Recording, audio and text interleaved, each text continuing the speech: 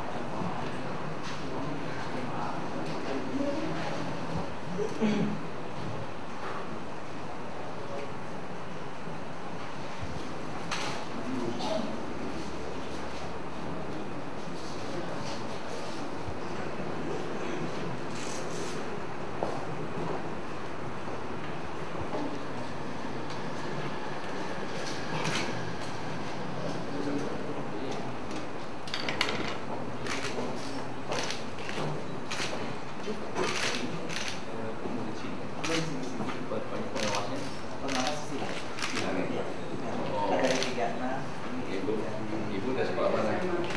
Oh, 36. Yes, 36 oh, di Kroasia. Dia tidak mengenal siapa-siapa di ibu.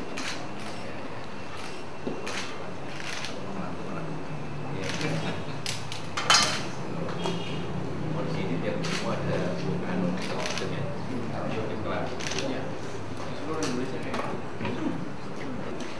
di pasar aja sebetulnya. Di sini kita namanya.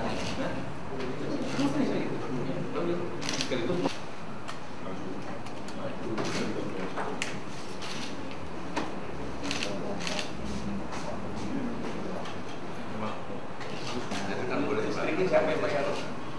Komite ini dia. Oh, itu hasilnya itu istri ya. Istrinya namanya mau yang ya berapa ya? Yang proletarnya dulu yang jual berapa? 273.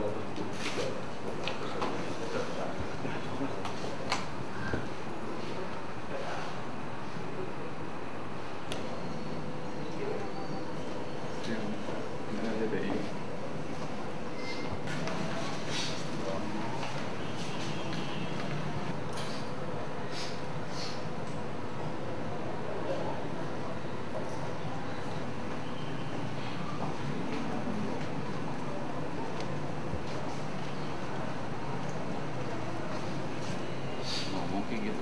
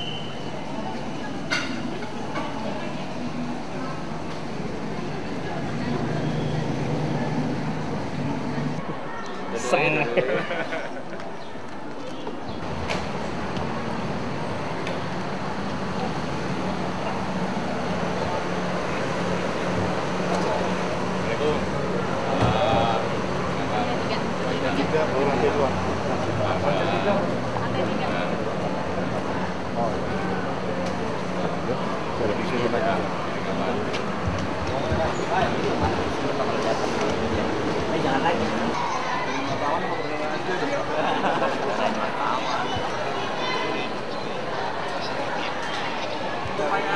kita di atas itu aja kita. Enggak, semuanya ini. Pak, aduh nyenggol Pak. Meternya di sini.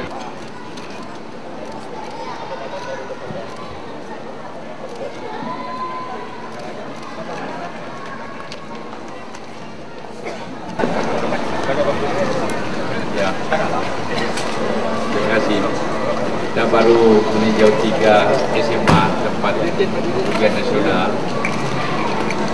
Semuanya berjalan lancar dan tertib, dan yang paling menggembirakan semangat ketekunan ujian itu sangat baik, karena sebelumnya juga dimulai dengan keseriusan belajar, dan pada saat tanya semua guru serius belajar sebelum ujian ini. Jika kita harapkan bahwa hasil daripada keseriusan belajar itu karena ujiannya akan memberikan dampak yang bagus kepada mutu pendidikan kita pada masyarakat. Gimana?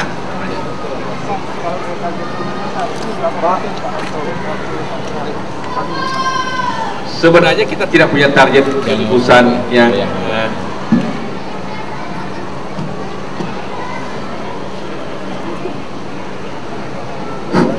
namanya ujian, mau 100% mau 80% itu lah, tapi perkiraannya, ya perkiraannya bukan target ya, karena kalau target nanti kita paksakan harus mencapai, itu tidak. Perkiraannya dengan tingkat kesulitan 5 passing grade-nya 5 dan jenis ujiannya yang setiap tahun kita tingkatkan, diperkirakan dengan semangat belajar yang ada, diperkirakannya lulus 92% secara nasional rata-rata. Kalau di sini banyak 100%. Pak, dari laporan dari daerah seperti Bandar Lampung dan Sulawesi itu terjadi beberapa kebocoran. Itu kenapa bisa lolos Pak? Bisa mungkin ada penjelasan? Ya, setiap tahun isu seperti itu ada. Sebagian besarnya itu adalah penipuan, sebagian besarnya. Bahwa kemungkinan ada, ya sejak namanya ujian sejak tahun 50-an selalu ada saja hal-hal yang tidak sempurna. Tidak bisa 100% sempurna dalam penataan ini. Tapi sudah jauh lebih baik.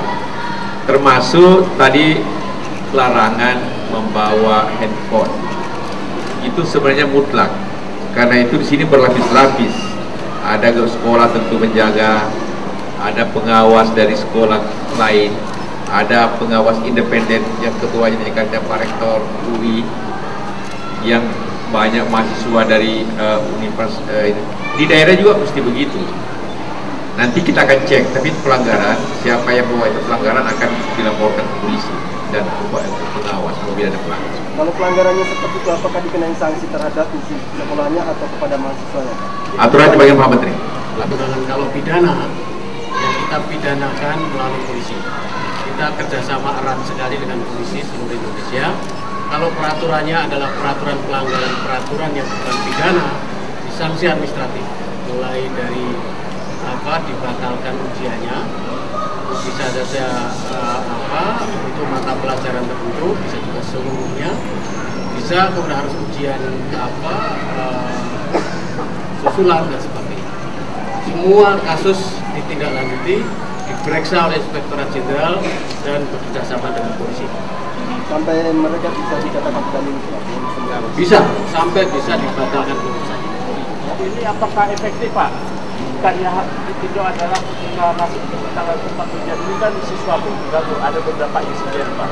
Nah kira-kira apa juga hubungan Bapak ini?